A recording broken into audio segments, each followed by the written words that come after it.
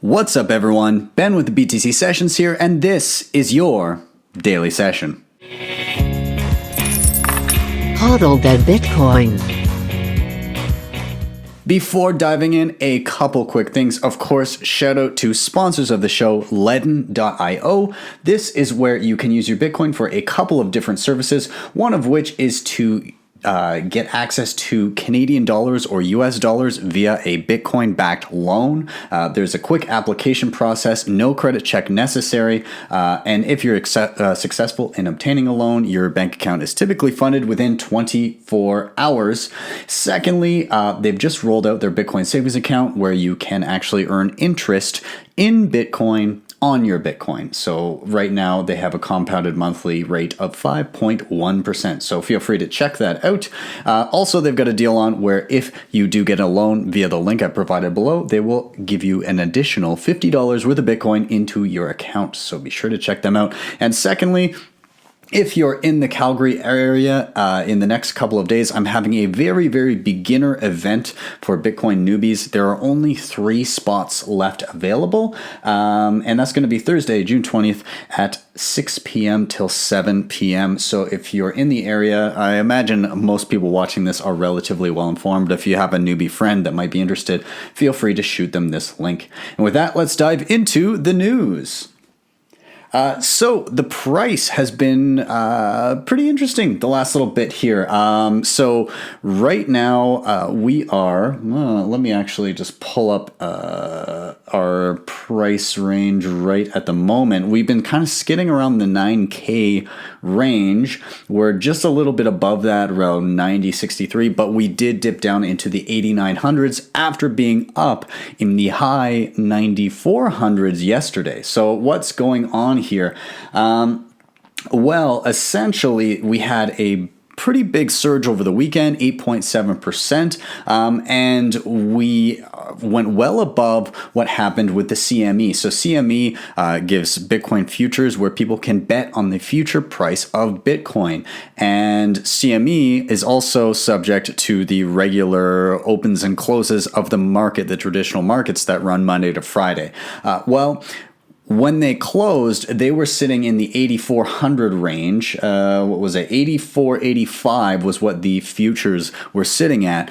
However, when they, over the course of the weekend, when we pumped up, we were quite a bit above that. We had a difference of about 6%, 6 point something percent.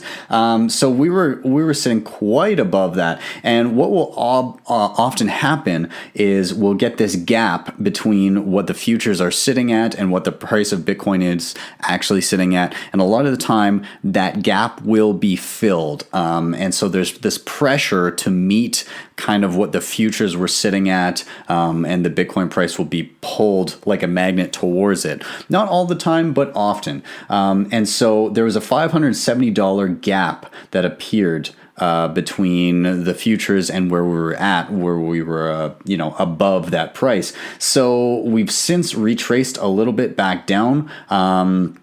Like I said, we're sitting around the 9K range. We'll continue to kind of see how that reacts throughout the week. We also see that the number of shorts that are being taken, so shorts referring to people that are betting that the Bitcoin price will drop, have gone up quite a bit. There's been a 40% hike in people shorting Bitcoin over the last 7 days.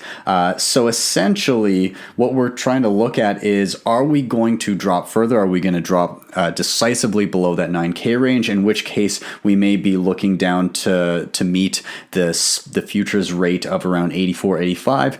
If not, are we able to bust through this wall at around 9.4K? And if so, if we're able to push past that, essentially a lot of people would be margin called on their shorts, and we would see a pretty sizable bump up after that if we're able to get past that 9.4K where a lot of people are shorting Bitcoin at.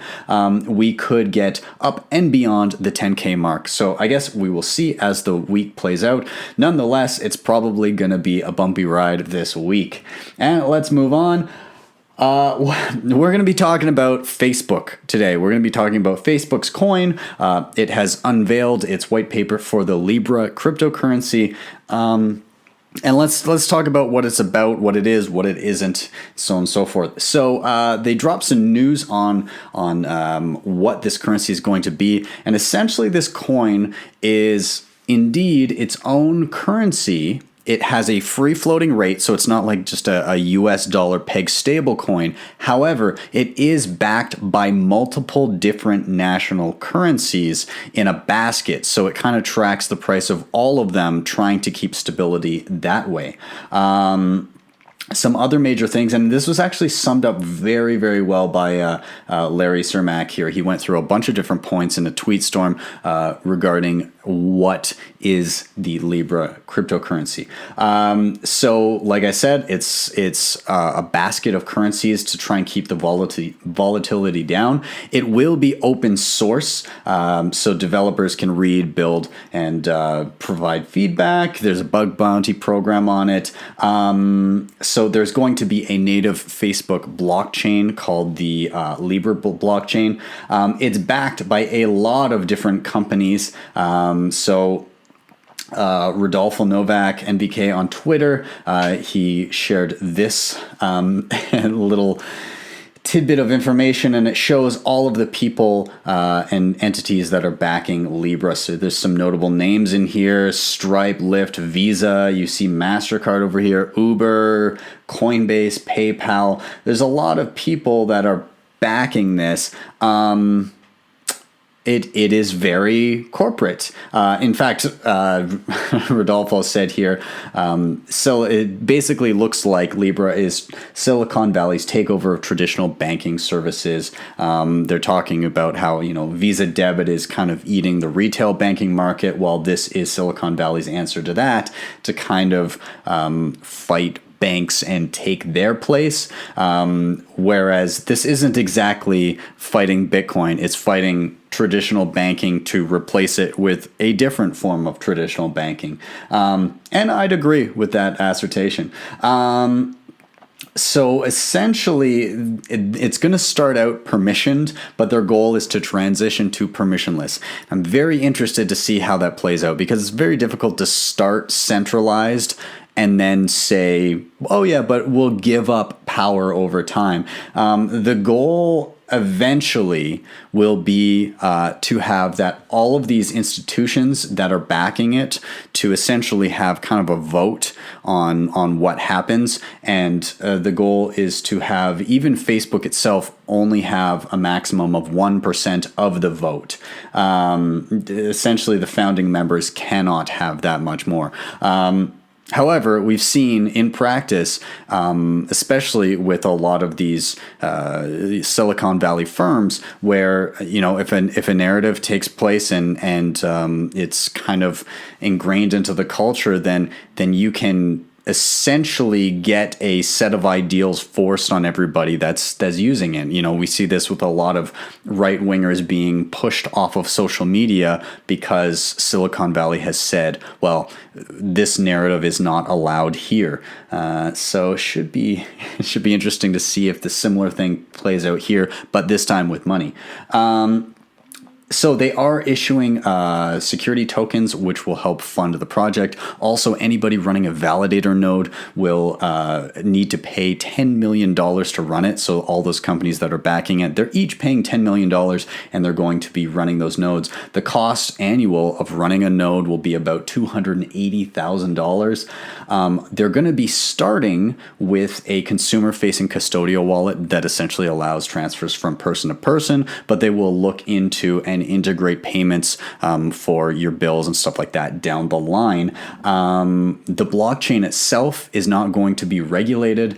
However, you do need full KYC, ID, everything to sign up and utilize a wallet. So I'm not sure how that squares with each statement. Furthermore, anybody that is building on the Libra blockchain will have, quote, a responsibility to comply with the laws and regulations in the jurisdictions in which they operate.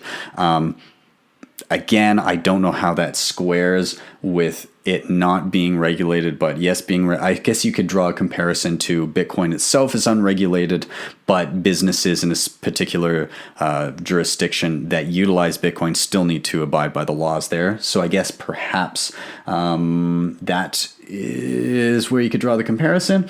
And furthermore, there will be some smart contract capabilities, but they will not enable third-party usage of smart contracts.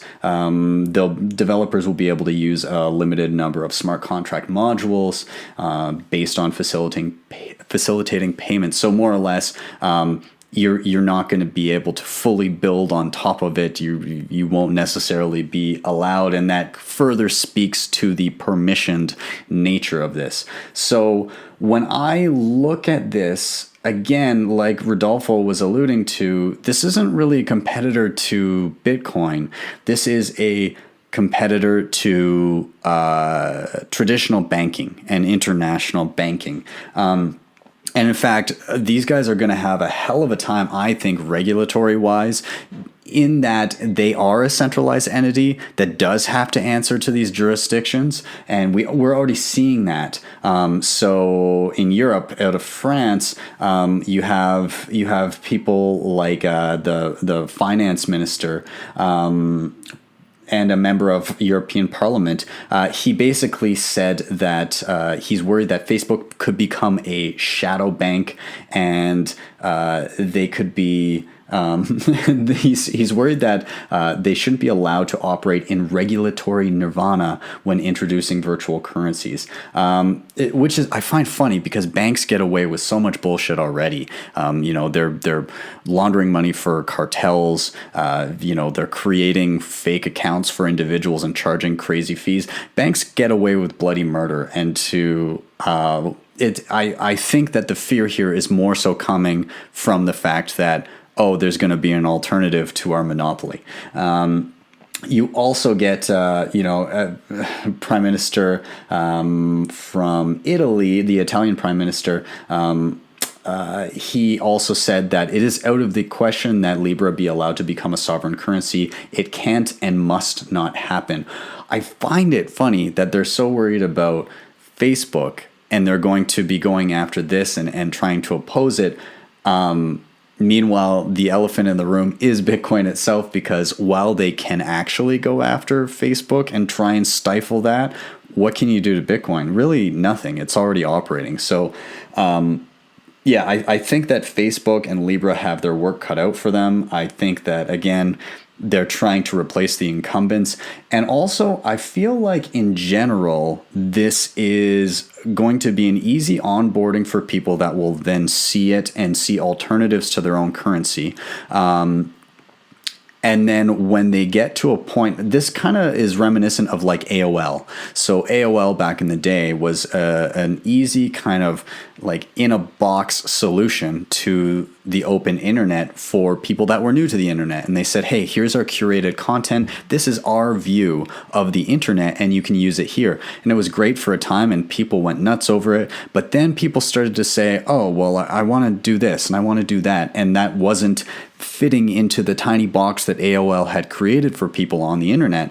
And so people started to migrate to the open internet where they could do really whatever they wanted. And I think this may be the trajectory that we see with something like Facebook and Libra, where it becomes a globally used thing. I'm sure it's looking like they're going to have a lot of success with this, even with the pushback from various governments and banks. But I think they will enjoy a lot of success. They'll get a ton of people onboarded, but I think they'll still run into the same issues as AOL, where they want to do something that is not allowed on the platform, either because Facebook doesn't want to allow them to do it, or because regulatory pressures are unable to be usurped. You're not able to get around those regulations, given that you're a centralized entity, and so people migrate to where they can do those things and execute those transactions without censorship, without regulatory scrutiny. So it should be interesting to watch this play out. And with that, guys, I'm going to sign off. I just really wanted to focus on that because it seemed like Twitter and Facebook and everywhere else was blowing up with this news today. So yeah, I will sign off there. Thank you guys so much for watching. Again, be sure to check out Ledn and my event on Thursday if you want to support the show. If you're new here, hit subscribe, hit like, hit the bell notification icon because I'm always in the chat when this airs for the first time, chatting everyone up. And if you really like what you saw, of course, you can drop me a Bitcoin tip via the Lightning Network at my tippin.me page. With that, I am out. Thank you guys and have a great evening. I will see you tomorrow for your daily session.